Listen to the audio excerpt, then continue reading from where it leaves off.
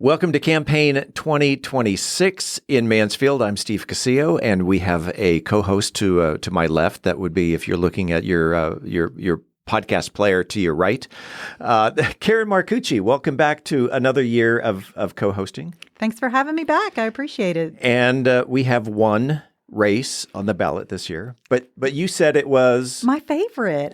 I love school board. And I'm so excited that we get to have an election for school board this year. So we've got on the ballot place 7, and the incumbent is in the studio today, and that would be Courtney Lackey Wilson. Welcome back to About Mansfield. Yes.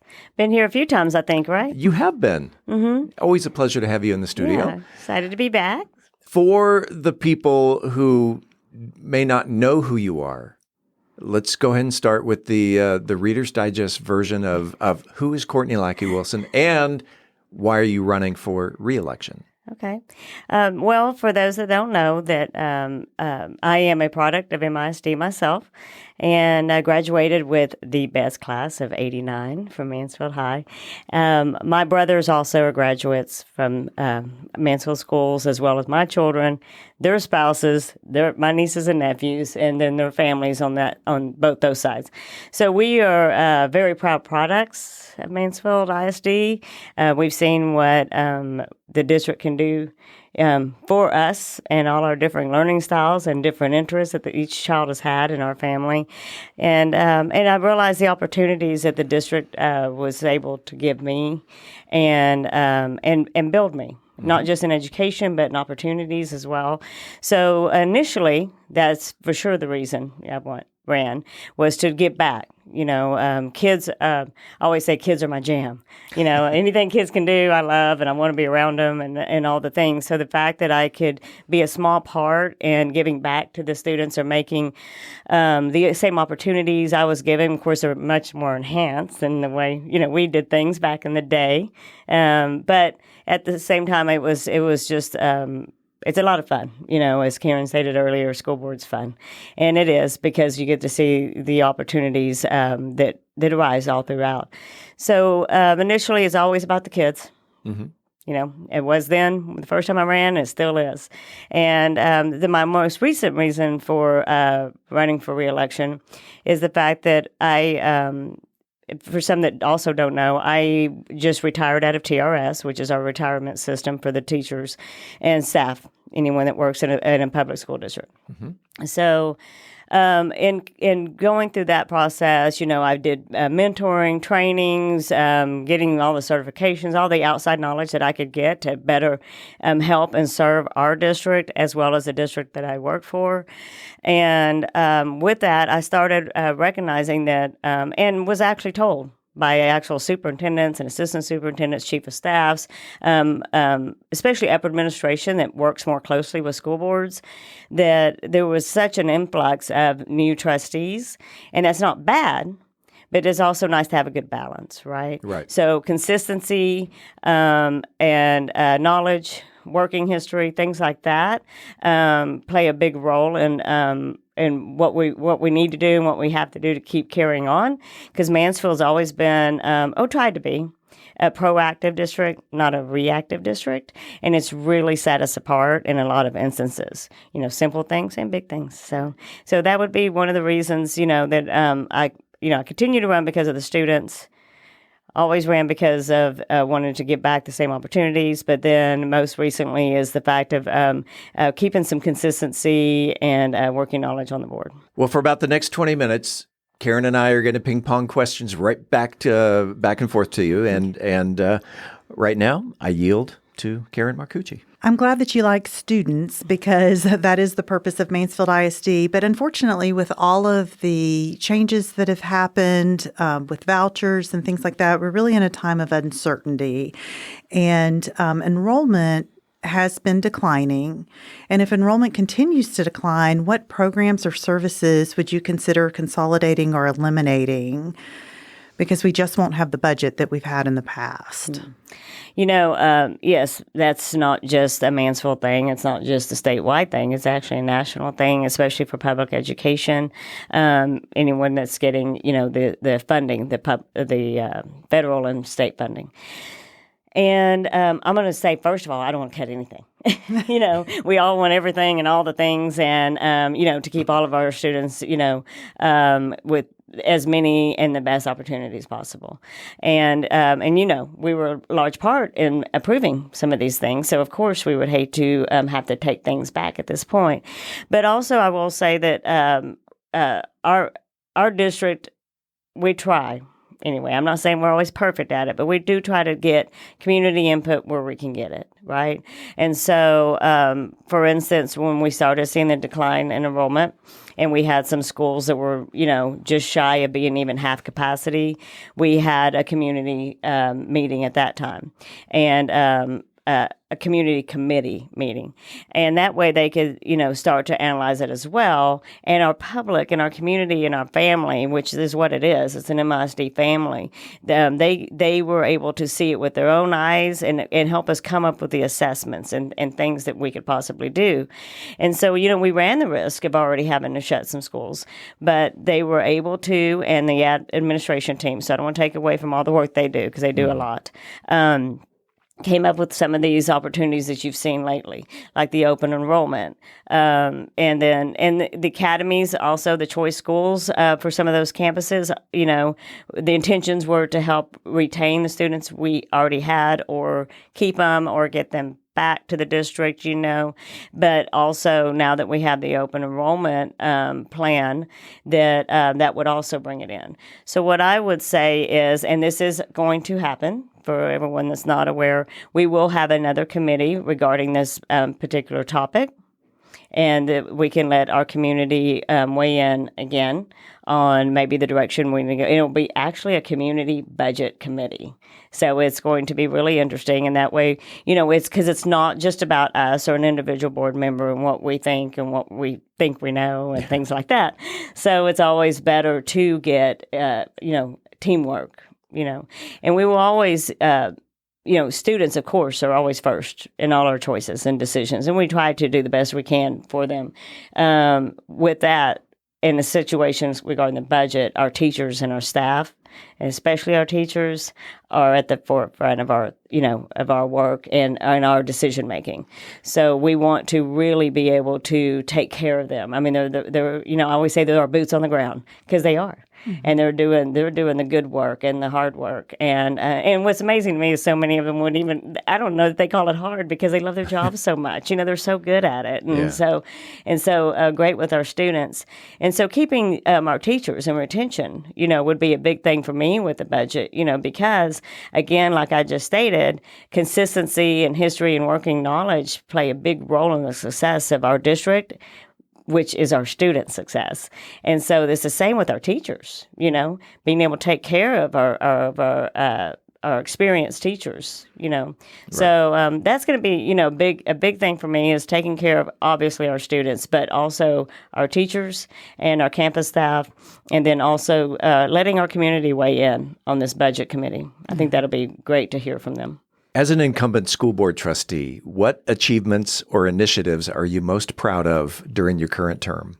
Okay, so most proud. Oh my goodness. Anything that the students put out, and that can be a great art exhibit, a football championship, a basketball, which we just had, basketball championship, by the way, a cheerleading championship, a national championship there. So their successes are my most proud moments. I love the fact that we're able to give what we've been able to give. I always want to give more, and I know other people do as well. It's not, I'm just speaking for myself right now, but I'm not alone in that. But golly, we have so many good things. I love our pre-K center. I love our STEM academies. I love our fine arts academies.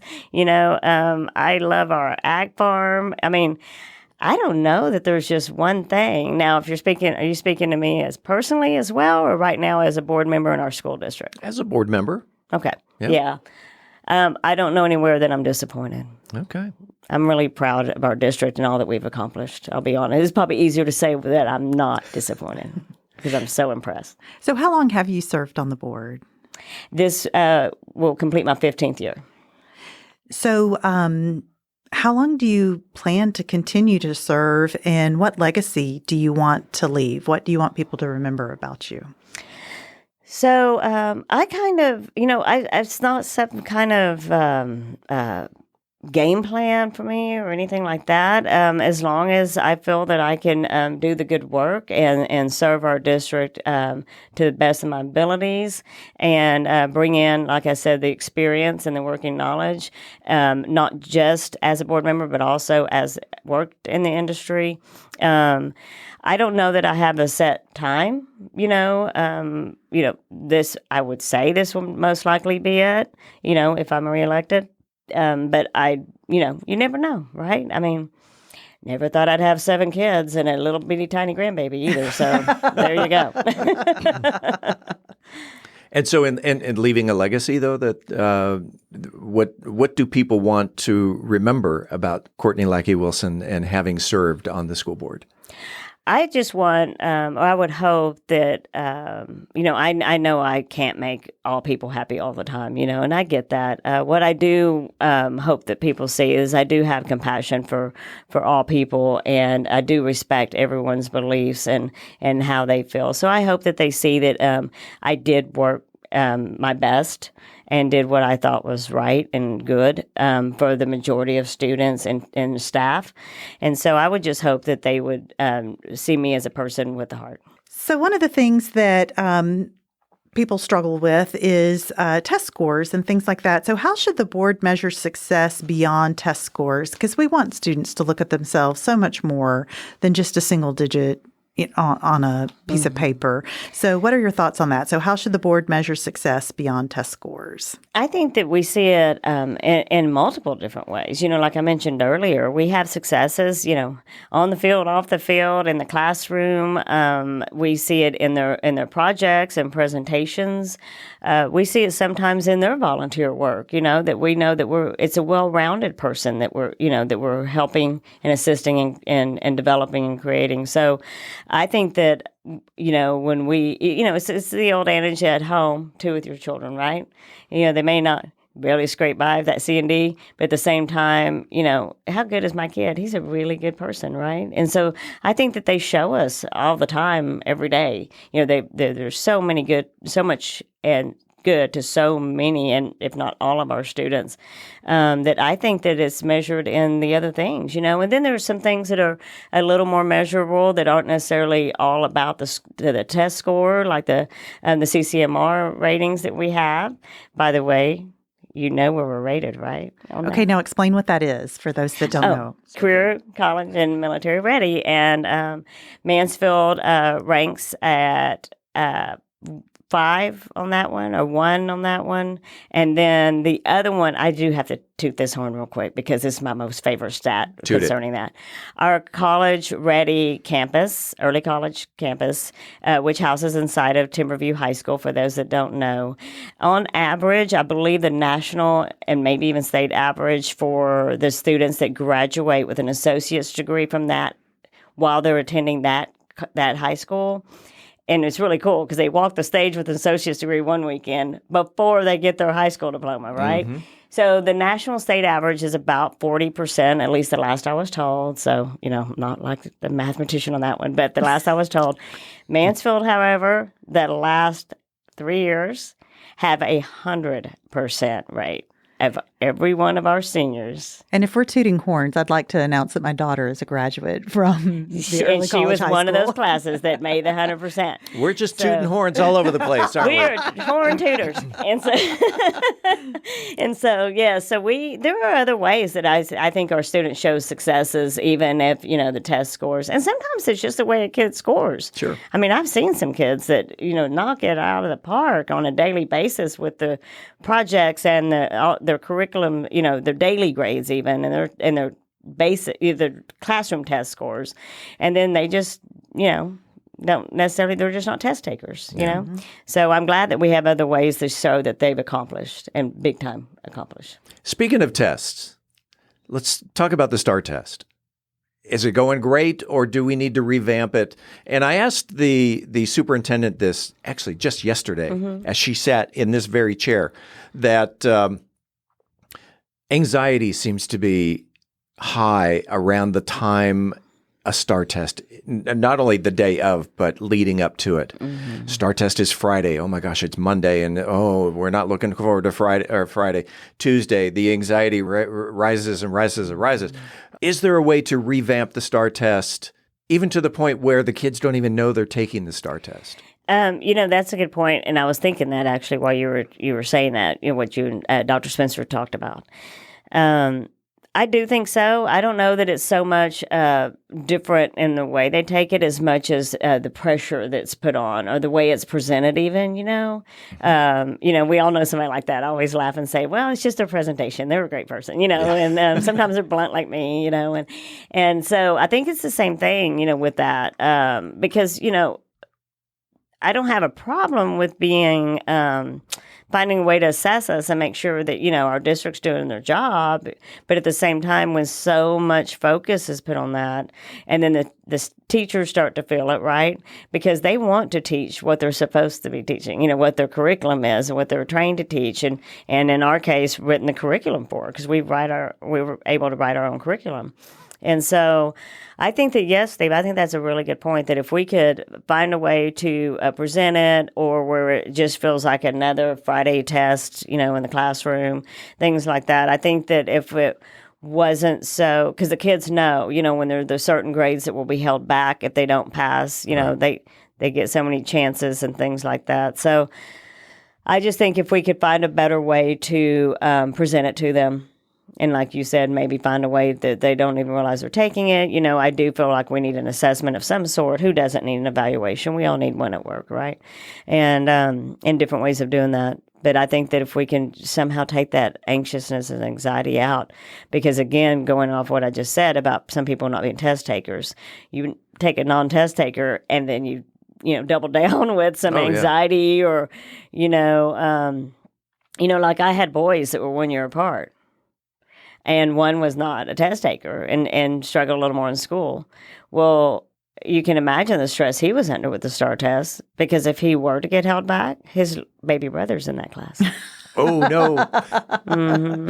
So, there's all kinds of things like that. I'm not the only family with a story, right? So, I remember him texting me as soon as he found out, he's like, I passed the STAR test. He was so excited, so, because it was a lot more work for him. Who are your top 3 donors? Can you tell us a little bit more about your campaign and those people that are giving you the funding to help you run this campaign?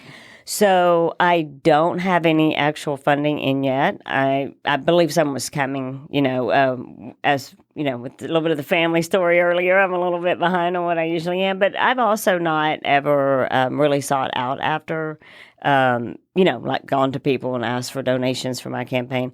At this point, I know the Arbors, Arlington Board of Realtors, they are backing me. I don't know yet. We have a meet and greet tomorrow evening, but I don't know if that means financially or, just supporting, which I appreciate all the support, I don't, like I said, I honestly have not received any actual checks yet to speak to that or to speak on somebody's behalf. So it'll show up on my finance report as soon as I do. Thank you. The board got together to whittle down the superintendent hiring to a final candidate. Mm-hmm. That final candidate eventually, Dr. Tiffany Spencer, was hired. When the school board got together and voted for a final candidate, mm-hmm. a lone candidate, you abstained from that vote. Mm-hmm. The reason? So Dr. Spencer is fabulous, and she's already in the district doing a great job. I did feel that there was another candidate. Well, let me back up. Our district has a Grow Your Own program, and we've been pretty good so far about making sure, everyone has all the steps and the processes for their next move, mm-hmm. And for an example, it may be still about 20 different superintendents around the state have come through Mansfield's, our processes and our trainings and things like that.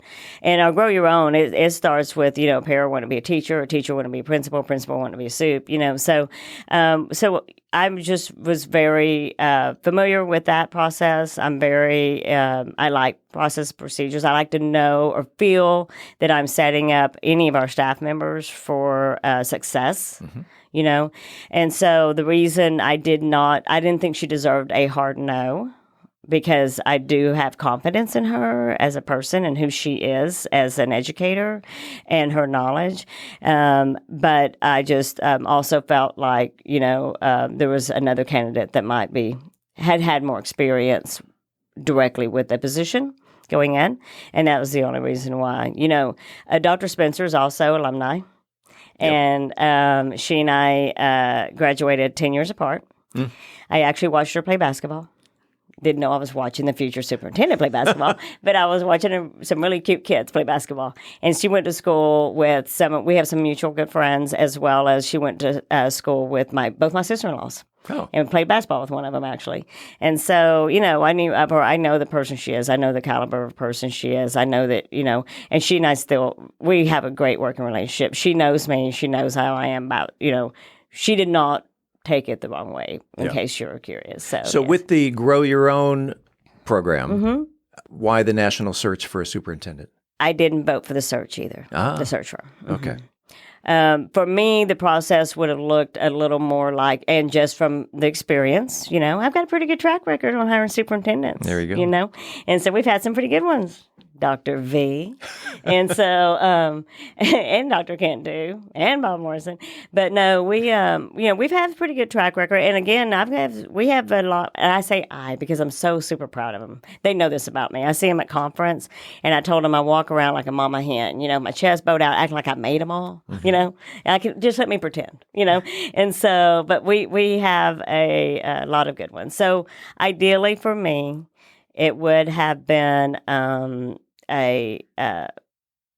use our own communications team to do the public survey and the community survey and go off of what the survey said before hiring. I just would have done it in a different order. One of the things that has come to light lately is a lot of discussion between parent input and professional educator expertise. I feel like there's been a lot of tension around that. And so where do you draw the line between parental input and professional educator expertise when it comes to the classroom or how things are handled in schools? So and just to make sure I'm clear on what you're asking me, are you referring to like parental involvement in the classroom or about students' curriculum, things like that? Or? All of it, because we have a lot of parents that have been vocal in social media about their concerns with the school district, that things should be done this way, that way, or the other way. Mm-hmm. People that question some of the activities that are happening in the classroom. And there just seems to be some tension between listening to parents versus listening to these educational professionals. Yeah, and I can understand it. So on both sides, no industry is perfect. Any group of people, 100% of the group of people are perfect, right?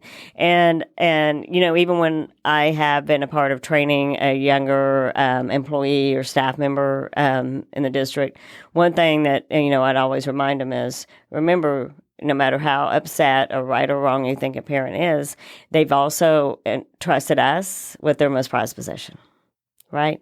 And so we're going to take that. That's an honor, and we're going to respect that and help them as much as we can when we get the call. Because I worked in administration, so we got the calls. Yeah. And so, and at the same time, I'm a big proponent of board members, that we let our staff do their jobs. We're not the professionals. We may be like me working there, and I know some other board members work in, public school districts, but in our district, we're the board members. So I'm a big proponent of people doing the jobs that they're professionals at, getting paid to do the jobs, that they are doing the jobs they get paid to do. And I just feel like if everyone's being properly evaluated and trained, then the ones that need some adjustment will be identified, right? And also, I think at the same instance, if you have a concerned parent, it's okay to listen and let them tell you, what the concern is, right? I just think we need to get back to that little happy medium where we were at one time, where the mom that was able to be heavily involved could go make copies for the teachers so the teachers could spend their time in class, Sometimes it's those simple little efforts to make that relationship so that you can come together and find out what's best for, each and every child. Because at the end of the day, that's what matters. It's like divorced parents too. Get along or not, you better do it in front of the kid, And so, because at the end of the day, it's about the kids and how they, how they feel like and what kind of expectations and what we're offering them. So. With the final question is Karen.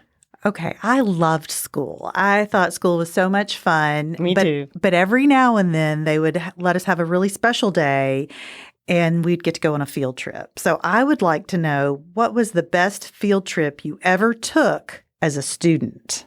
I'm trying to think back. That was a long time ago. I know, and I'm curious to know where people in Mansfield went on field trips then. I remember we would do things like go to the log cabin village, and we got to go to the groundhog, the place right there too in Fort Worth.